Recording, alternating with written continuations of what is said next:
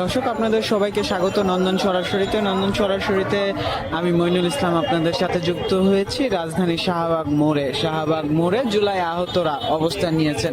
গতকাল রাত 4টায় আওয়ামী লীগ নিষিদ্ধের দাবিতে যেই শাহবাগে গণজমায়েত এবং অবস্থান কর্মসূচি পালন করে আসছিল বিভিন্ন সংগঠনগুলো, সেই গণজমায়েত আওয়ামী লীগ নিষিদ্ধের যে সরকারের পক্ষ থেকে যে ঘোষণাটি এসেছে, সেই ঘোষণার পরে গতকাল রাত 4টা বাজে তারা এই শাহবাগ মোড় ছেড়ে চলে যান। এরপর থেকে এখানে অবস্থান নেন জুলাই আহতরা, গণঅভ্যুত্থানে যারা আহত হয়েছেন তারা এবং শহীদ পরিবারের সদস্যরা।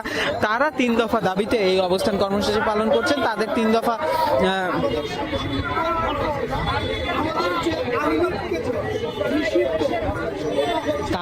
3 দফা দাবির মধ্যে সর্বপ্রথম দাবি সেটি হচ্ছে আওয়ামী লীগকে নিষিদ্ধকরণ এবং স্থায়ীভাবে নিষিদ্ধকরণ। জুলাই আহত যারা আছেন তাদের সুচিকিৎসার ব্যবস্থা করা এবং পুনর্বাসন করা এবং যে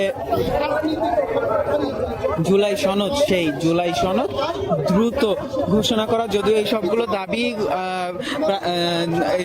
দাবির মধ্যে 2টি দাবি অলরেডি সরকারের যে উপদেষ্টা মণ্ডলীর যে আলোচনা সভা হয়েছিল, সেই আলোচনা সভার পরে আইন উপদেষ্টা আসিফ নজরুল জানিয়েছেন এই সবগুলো দাবি তারা মেনে নিয়েছেন, সরকার মেনে নিয়েছে। আওয়ামী লীগকে বিচার নিশ্চিত না হওয়া পর্যন্ত আওয়ামী লীগের সকল প্রকার রাজনৈতিক এবং অরাজনৈতিক কার্যক্রম অনলাইন এবং অফলাইনে নিষিদ্ধ ঘোষণা করা হয়েছে সন্ত্রাস দমন আইনে, এবং আগামী 1 মাসের মধ্যে জুলাই সনদ ঘোষণার কথা বলেছে অন্তর্বর্তীকালীন সরকার। তবুও এই জুলাই যোদ্ধা যারা আছেন তারা বলছেন যে আওয়ামী লীগকে অবশ্যই স্থায়ীভাবে নিষিদ্ধ করতে হবে এবং যে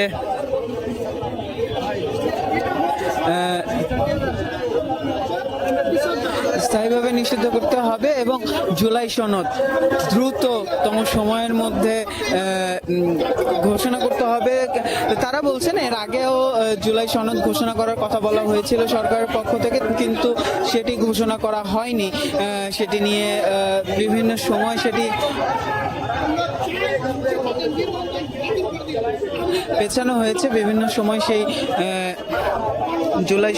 জুলাই সনদের ঘোষণা পেছানো হয়েছে।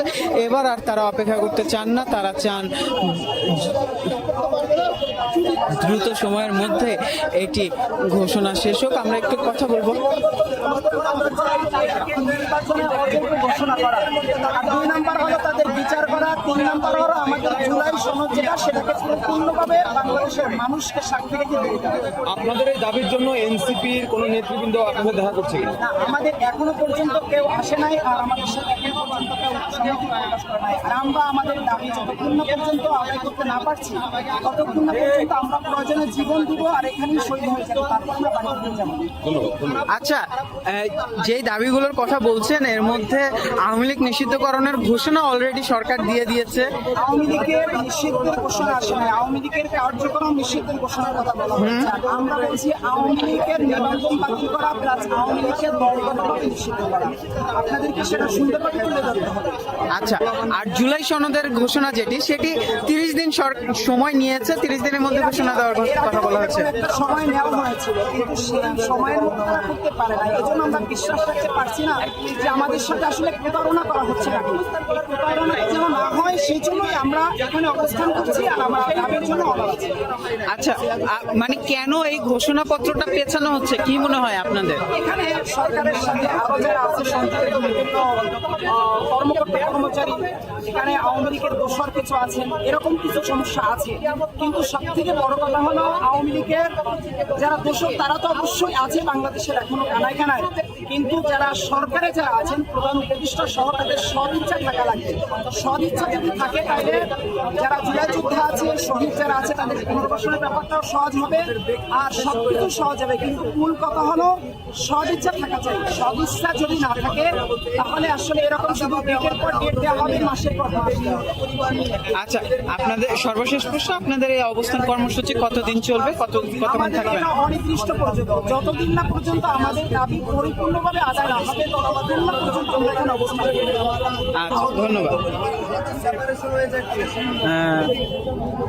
আমরা কথা বলছিলাম এখানে আন্দোলনরতদের একজনের সাথে, জানছিলাম তাদের যে দাবি দাওয়া সমূহ, সেগুলো তারা বলছিলেন যে আওয়ামী লীগকে স্থায়ীভাবে নিষিদ্ধকরণ করতে হবে, তাদের নিবন্ধন বাতিল করতে হবে এবং জুলাই সনদ দ্রুততম সময়ের মধ্যে ঘোষণা করতে হবে। যেহেতু বেশ কয়েকবার জুলাই সনদের ঘোষণা পেছানো হয়েছে, তার কারণে তারা এই আস্থা রাখতে পারছেন না।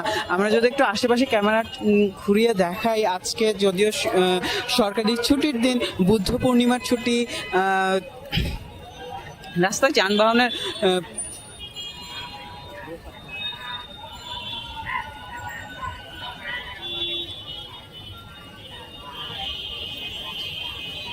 রাস্তায় যানবাহনের পরিমাণ কিছু কম, তবু কিন্তু ভোগান্তি আছে।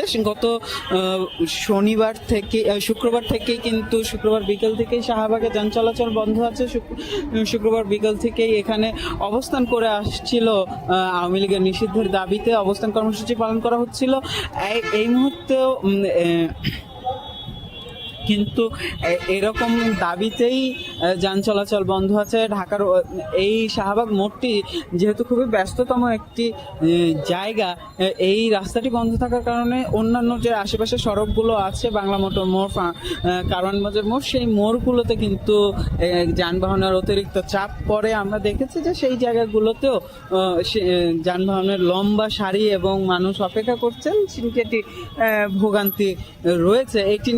এটি নিয়ে মিশ্র প্রতিক্রিয়া রয়েছে সাধারণ মানুষের মধ্যে। সাধারণ মানুষের কেউ কেউ বলছেন অবশ্যই আওয়ামী লীগকে নিষিদ্ধ ঘোষণা করতে হবে এবং তারা এই অবস্থান কর্মসূচির সাথে একাত্মতা প্রকাশ করেছেন। আবার কেউ কেউ বলছেন যে এভাবে জনগণের ভোগান্তি না সৃষ্টি করলেও পারা যেত। তো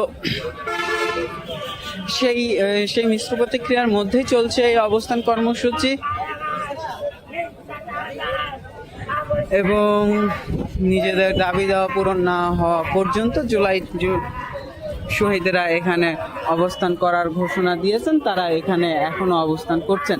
এই ছিল আমার কাছে শাহবাগ মোড় থেকে সর্বশেষ। এতক্ষণ আমাদের সাথে থাকার জন্য ধন্যবাদ। নন্দন টিভির ইউটিউব চ্যানেলটি সাবস্ক্রাইব করতে ভুলবেন না, ফেসবুক পেজটি লাইক করতে ভুলবেন না।